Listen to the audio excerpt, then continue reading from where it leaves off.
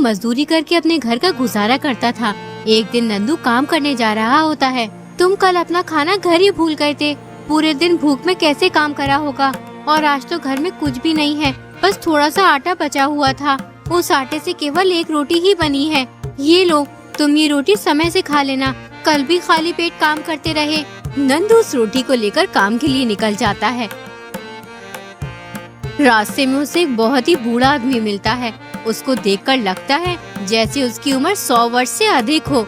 वो बहुत ही ज्ञानी होता है।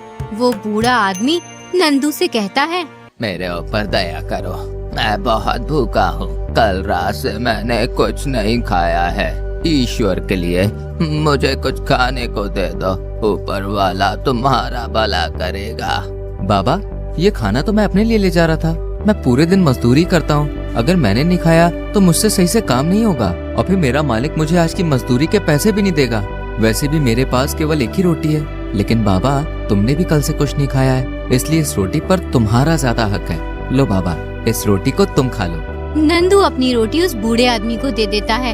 बूढ़ा आदमी बहुत भूखा होता है, इसलिए वो रोटी वो तुरंत खा लेता है। बेटा, तुमने मेरी इस बुरे समय में सहायता की। तुमने अपनी एक रोटी मुझे दे दी। मैं तुम्हारी किस प्रकार सहायता करूं? बाबा, मेरी कोई संतान नहीं है। कृपया आप मेरे लिए ईश्वर से प्रार्थना करें कि ईश्वर मुझे संतान का आशीर्वाद दे। मैं लंबे समय से संतान की इच्छा कर रहा हूँ, लेकिन अब तक मेरी दुआ पूरी नहीं हुई है। मुझे आपकी दुआ से आशा है कि ईश्वर मेरी प्रार्थना को स्वीकार करेगा और हमें संतान का सुख प्रदान करेगा। मैं अभी तुम्हारे लिए ईश्वर से प्रार्थना करता हूँ। ईश्वर तुम्हारी मनोकामना को पूरा करे और आपको संतान का सुख प्रदान करे। कुछ ही दिनों में नंदू की पत्नी के यहाँ 2 जुड़वा बच्चे होते हैं। बच्चों के जन्म के बाद नंदू की पत्नी बहुत बीमार रहने लगती है। एक दिन वो नंदू से कहती है, नंदू, मेरी सेहत अब ठीक नहीं हो पाएगी। डॉक्टर भी कह चुके हैं कि अब मेरी हालत में कोई सुधार की उम्मीद नहीं है। मुझे लगता है कि मेरा समय आ गया है। मेरी आखिरी ख्वाहिश यही है कि तुम इन बच्चों का अच्छे से ध्यान रखना। इन्हें कभी भी अपने प्यार और देखभाल से वंचित मत करना। अब ये पूरी तरह से तुम्हारी जिम्मेदारी है। हेमा, तुमने इतना सब कुछ सहा है और अब हमें छोड़कर जा रही हो।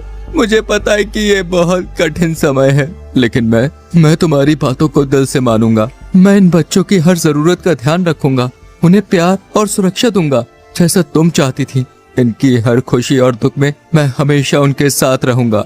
मुझे विश्वास है कि तुम अपनी जिम्मेदारी निभाओगे। हेमा, तुमने अपनी पूरी जिंदगी इनकी प्यार और अच्छे से देखभाल की है। मैं भी तुम्हारी तरह इनकी खुशियों की रक्षा करूंगा और उनकी परवरिश अच्छे संस्कारों के साथ करूंगा। तुम्हारी यादें हमेशा मेरे दिल में बसी रहेंगी और मैं इन बच्चों को तुम्हारी तरह ही प्यार करूंगा। मुझे सुकून है कि तुम ऐसे समझदार और दयालु इंसान हो। अब मुझे शांति मिलती है ये सोचकर कि मैं जा रही हूँ, लेकिन मेरे बच्चों के पास तुम्हारा प्यार और सुरक्षा है। मैं तुम्हारे इस विश्वास को कभी भी नहीं तोड़ूंगा हेमा। तुम्हारी यादों और आदर्शों को हमेशा अपने दिल में रखूंगा और इन्हीं के साथ बच्चों को बड़ा करूंगा। इतना सुनकर नंदू की पत्नी की मृत्यु हो जाती है। नंदू दिन रात मेहनत करके अपने बच्चों को पालने लगता है। यूं ही कई साल बीत जाते हैं। अब नंदू के बच्चे जवान हो जाते हैं तो नंदू को अपनी बेटी की शादी की चिंता होने लगती है। बेटी, तुम्हारी शादी की चिंता मुझे बहुत परेशान करती है। तुम्हारी माँ चाहती थी कि हम तुम्हारी शादी बहुत ही धूमधाम से करेंगे, लेकिन मेरे पास इतने पैसे नहीं है कि मैं तुम्हारी शादी सही तरीके से कर सकूं। इतनी मेहनत के बावजूद मैं सब कुछ ठीक से नहीं कर पा रहा हूँ। मैं चाहता हूँ कि तुम्हारी शादी में कोई भी कमी न रहे। पिताजी, आप परेशान मत होइए। आपकी मेहनत और प्यार ने हमें कभी भी किसी चीज की कमी महसूस नहीं होने दी और आप शादी की चिंता मत कीजिए। हम साथ मिलकर हर मुश्किल को पार कर लेंगे। आपका साथ ही हमारे लिए सबसे बड़ी चीज है। पिताजी, दीदी सही कहती है। ईश्वर जरूर कोई रास्ता निकालेगा। आप चिंता करना छोड़ दीजिए। कुछ ही दिनों में नंदू अपनी बेटी शगुन की शादी वरुण नाम के लड़के से कर देता है। वरुण एक किसान होता है। उसके पास 5 बीघा जमीन और 2 गाय होती हैं। जमीन पर खेती करके ही घर का गुजारा होता है। शगुन की सास बहुत ही बुरी औरत होती है। वो हर छोटी से छोटी बात पर शगुन को परेशान करती है।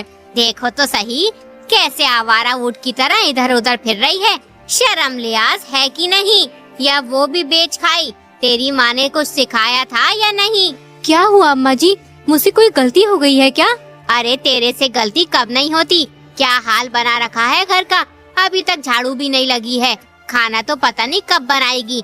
लोगों को भूखा मारने की सोचा है। समय से कोई काम नहीं करती है, बस लौंडी बनी फिरती है। अम्मा जी, घर में बहुत सारे काम हैं। इतने सारे काम एक साथ करना बहुत मुश्किल है। खाना बनाना और झाड़ू पोछा करने को तू बहुत सारा काम कहती है। अरे जब तू नहीं थी तो मैं सारे काम समय से पहले ही कर दिया करती थी, लेकिन एक तू है, कोई भी काम ढंग से नहीं करती है। अगर मुझे पता होता कि तू इतनी बड़ी कामचोर है तो मैं अपनी बेटी की शादी तेरे साथ कभी नहीं करती। इतने में ही वरुण आ जाता है। क्या हुआ माँ, इतना शोर क्यों मचा रखा है? अरे मैं क्या बताऊं। अरे अपनी लाडली बीवी से पूछो क्यों इतना शोर मचा के रखा है।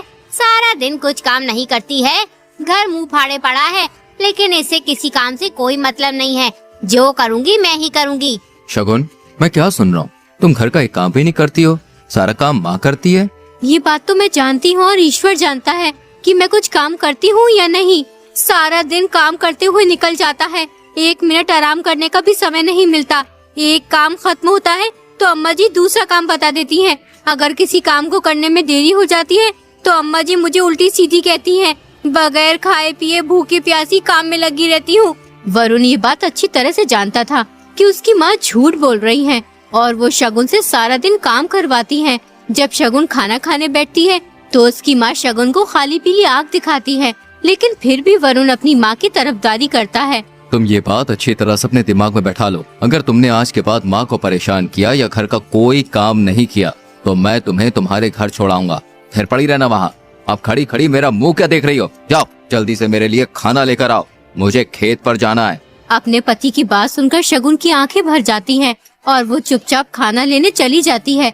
शगुन को रोता देख वरुण को बहुत दुख होता है और वो सोचने लगता है, मैं जानता हूँ शगुन, तुम्हारी कोई गलती नहीं है, लेकिन मैं अपनी माँ के आगे मजबूर हूँ। मैं उनसे कुछ भी नहीं कह सकता। अरे कोई सुनेगा तो क्या कहेगा? वरुण अपनी माँ को परेशान करता है। शगुन खाना लेकर आती है। वरुण खाना खाकर खेतों पर चला जाता है।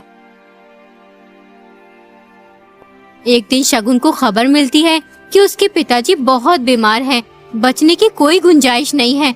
तो शगुन तुरंत अपने पिताजी से मिलने चली जाती है। मेरी बच्ची, मेरा शरीर अब और मेरा साथ नहीं देगा। तुम दोनों के लिए मैं परेशान हूँ। तुम्हारा भाई अभी कुछ नहीं करता, तुम अपने भाई की देखभाल करना। हो सके तो किसी अच्छी लड़की से इसकी शादी करवा देना। पिताजी, मैं अपने भाई का पूरा ख्याल रखूंगी, उसे कभी अकेला नहीं छोड़ूंगी। लेकिन पिताजी, हम तुम्हारे बिना कैसे रहेंगे? तुमने हमें कितनी मुसीबतों से पाल पोस कर बड़ा किया है और अभी वो अकेला छोड़कर जा रहे हो। बेटा, ये जीवन का हिस्सा है। हम सबको एक ना एक दिन जाना होता है। मेरी सबसे बड़ी ख्वाहिश है कि तुम और तुम्हारा भाई सुखी हो। मुसीबत में तुम दोनों एक दूसरे का सहारा बनना। पिताजी, हम आपकी कमी को कभी पूरा नहीं कर सकते, लेकिन हम वादा करते हैं आपकी दी हुई सीखों को कभी नहीं भूलेंगे और हर मुश्किल वक्त में एक दूसरे का साथ देंगे। आपकी उपस्थिति हमेशा हमारे दिलों में रहेगी। मेरे बच्चों, मैं तुम दोनों के साथ रहूंगा, तुम्हारी यादों में, तुम्हारे दिल में। नंदू की मृत्यु हो जाती है, उसका बेटा अनाथ हो जाता है। कुछ दिन के बाद शगुन अपने ससुराल चली जाती है, लेकिन वो हर वक्त अपने भाई सोहन की चिंता करती रहती है। वो सोचती है, सोहन घर में अकेला कैसे रहेगा? पता नहीं वो अकेला अपना ख्याल रख पाएगा भी या नहीं। कैसे खाना बनाता होगा, समय से खाता होगा कि नहीं? उसे मेरे बिना सब कुछ संभालना बहुत मुश्किल होगा। क्या मैं वापस जाकर उसकी मदद करूं? लेकिन फिर भी उसे अकेला छोड़ना तो पड़ेगा ही। एक काम करती हूँ, एक बार घर वालों से बात करके सोहन को यहीं बुला लेती हूँ। जब तक उसकी शादी नहीं हो जाती तब तक वो हमारे साथ इसी घर में रह लेगा। अगले ही दिन शगुन घर वालों से कहती है, मैं सोच रही थी कि अपने भाई सोहन को यहीं बुला लेती हूँ। वो अकेला कैसे रहेगा? मुझे उसकी बहुत चिंता हो रही है। कुछ ही दिनों में उसका विवाह हो जाएगा तो वो यहाँ से चला जाएगा। लक्ष्मी सोचती है, इसके भाई को यहाँ रखने में कोई परेशानी नहीं होगी। 2 रोटी खाएगा और पूरे दिन काम करेगा। अगर तुम चाहती हो कि सोहन हमारे घर में रहे तो उसे जंगल का सारा काम करना होगा और दोनों गायों को चरा कर लाना पड़ेगा। उसके बदले हम उसे 2 वक्त का खाना दे दिया करेंगे। बेचारी शगुन को अपनी सास की ये बात सुनकर बहुत दुख होता है। लेकिन वो कर भी क्या सकती थी। और उसका पति ये सारी बात चुपचाप बैठा सुनता रहता है, अपने मुंह से एक शब्द भी नहीं निकालता। ठीक है माँ जी, मैं इन शर्तों को मान लेती हूँ। मेरे भाई को कोई भी कठिनाई ना हो, यही मेरी इच्छा है। अगले ही दिन शगुन अपने भाई के पास जाती है और अपने भाई को सारी बात बताती है। उसका भाई सोहन वहाँ रहने के लिए राजी हो जाता है। वो पूरे दिन दोनों गायों को चराता और जंगल में काम करता और रात को खाना खाकर घर के बाहर सो जाता था। एक दिन जब वो गायों को चराने जंगल में जाता है तो उसे एक अनजान आदमी मिलता है। वो सोहन से कहता है, तुम अकेले यहाँ पर क्या कर रहे हो? क्या तुम गायों को चराने का काम करते हो? मैं गायों को चराने का काम नहीं करता हूँ, ये मेरी गाय नहीं है। मैं अपनी बहन के ससुराल में ही रहता हूँ, इसलिए मुझे ये गाय चरानी पड़ती है। इसके बदले मुझे 2 वक्त का खाना मिलता है। तुम कितने मेहनती और ईमानदार हो। तुम सिर्फ 2 वक्त के खाने के लिए अपनी बहन के यहाँ इतना काम करते हो। तुम्हें यहाँ मेहनत करके कोई बहुत अच्छा जीवन नहीं मिलेगा। तुम मेरे साथ चलो, मैं तुम्हें एक अच्छा काम दिलवा सकता हूँ और तुम्हारे भविष्य को उज्जवल बना सकता हूँ। लेकिन मैं तो तुम्हें जानता भी नहीं हूँ, फिर तुम्हारे साथ मैं कैसे जा सकता हूँ? मैं यहाँ अपनी बहन के ससुराल में उसकी खुशी के लिए रहता हूँ। वो मेरी बहुत चिंता करती है, इसलिए मुझे लगता है कि कहीं और मुझे नहीं जाना चाहिए। तुम्हारी बात सही है, लेकिन तुम्हें अपने बारे में सोचना चाहिए। तुम्हारी बहन के घर में तुम्हें कितना कष्ट सहना पड़ता है। तुम पूरे दिन गायों को चराते हो, उसके बदले तुम्हें सिर्फ 2 वक्त का खाना ही तो मिलता है। मेरे साथ चलकर तुम एक नई शुरुआत कर सकते हो। अगर मैं तुम्हारे साथ गया तो मेरी बहन मेरी बहुत चिंता करेगी। वो मेरे बिना कैसे रहेगी? हमने अपने पिताजी से वादा किया था कि हर मुश्किल वक्त में हम दोनों एक दूसरे के साथ खड़े रहेंगे। मैं उसे यूं अकेला छोड़कर कैसे जा सकता हूँ? तुम्हारी बहन एक अच्छी महिला है, लेकिन तुम्हें उसके ऊपर बोझ नहीं बनना चाहिए। तुम्हारी वजह से वो अपने ससुराल वालों से कितनी बातें सुनती होगी। तुम्हारी बहन के लिए भी यही बेहतर होगा कि तुम एक ऐसा काम करो जहाँ तुम खुश रह सको और अपने जीवन को बेहतर बना सको।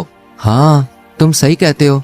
बहन के घर में बोझ बनने से अच्छा है कि मुझे कहीं और जाकर पैसे कमाने चाहिए, जिससे मैं एक अच्छा जीवन बिता सकूं।